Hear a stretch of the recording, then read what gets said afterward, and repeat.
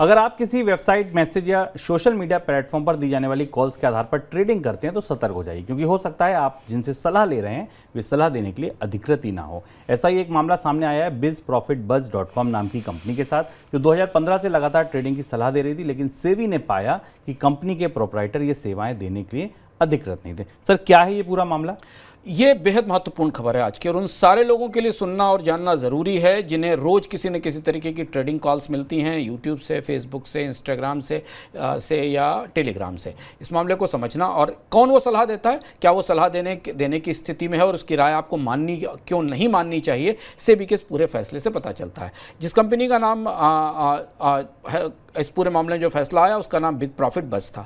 ये कंपनी 2015 से जो फैसले में बताया गया, 2015 से बगैर किसी रजिस्ट्रेशन के, बगैर किसी पंजीकरण के, सेबी को बताए बगैर एसएमएस और फ़ोन कॉल के जरिए लोगों को बाजार में ट्रेड करने और स्टॉक्स खरीदने की सलाह दे रही थी। और ये कहा जा रहा, और इसके मालिक या प्रमोटर लोगों को शेयर खरीदवाते थे और बताते थे कि शेयर में फ़ायदा होगा। जब ये मामला पकड़ा गया तो सेबी ने इसके खिलाफ कार्यवाही की और उससे सवाल पूछा। इसके बाद इस कंपनी ने अपने आप को रिसर्च एनालिस्ट के तौर पर सेबी के पास अप्लाई करके रजिस्टर करा लिया और अपने आप को रिसर्च एनालिस्ट बना दिया, और ये कहा कि रिसर्च एनालिस्ट के तौर पर वो कॉल दे सकता है। सेबी ने अपने फैसले में अब ये कहा है कि ये कंपनियां, इस जैसे कोई भी लोग जो रिसर्च एनालिस्ट हैं, वो भी अब ट्रेडिंग कॉल्स नहीं दे सकते। वो आपको ये नहीं बता सकते कि आपको शेयर बाजार में ट्रेडिंग करनी चाहिए। ध्यान दीजिए कि जब आप तमाम वित्तीय चैनलों के ऊपर और स्टॉक मार्केट पर चलने वाले चैनलों पर शेयर खरीदने की सलाह और उनके रेट्स बताने और उनके लेवल्स बताने की सलाह सुनते हैं, तो ध्यान रखिए कि उसमें बहुत सारे लोग ऐसे हैं जिन्हें सेबी की तरफ से शायद इसकी अनुमति या परमिशन नहीं मिली हुई है। सेबी इस मामले में बेहद सख्त नियम लेकर सामने आया है।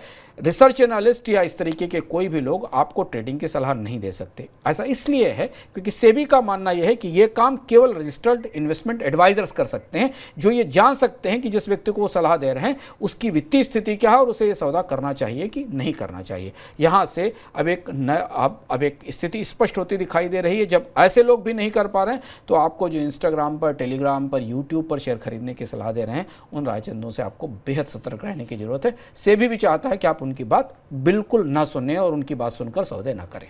सर, ये फैसला इतना महत्वपूर्ण क्यों है? ये फैसला इसलिए महत्वपूर्ण है कि इसके बाद भारत में शेयर ट्रेडिंग की कॉल्स देने और शेयर खरीदने की एडवाइजरी का पूरा स्ट्रक्चर बदलने वाला है। और ये बात निवेशकों के लिए, आम लोगों के लिए जानना बहुत ज़रूरी है कि वो किसको चुन रहे हैं और किससे बात कर रहे हैं और क्या उन्हें बता रहा है। सेबी अपनी तरफ से इस बात को पूरी तरह स्पष्ट कर चुकी है कि केवल रजिस्टर्ड इन्वेस्टमेंट एडवाइज़र, वो भी कॉल नहीं दे पाएंगे, आपको एडवाइस दे पाएंगे। नहीं तो कोई भी कभी भी किसी भी चैनल पर पहुंचकर किसी भी मोबाइल फ़ोन के जरिए किसी भी जगह आपको इस बात की सलाह नहीं दे सकता है कि ये 5 शेयर खरीद लीजिए, इनमें 2 साल में, 1 साल में पैसा 2 गुना या 3 गुना हो जाएगा। इस संदर्भ में सेबी अपने नियमों को लेकर काफ़ी स्पष्ट होता दिखाई दे रहा है, और इससे जो शेयरों खरीदने की सलाह का पूरा कारोबार या पूरी व्यवस्था है, ये काफ़ी तेज प्रभावित होगी, और ख़ासतौर से निवेशकों के हितों की सुरक्षा के लिए ये बेहद ज़रूरी भी है।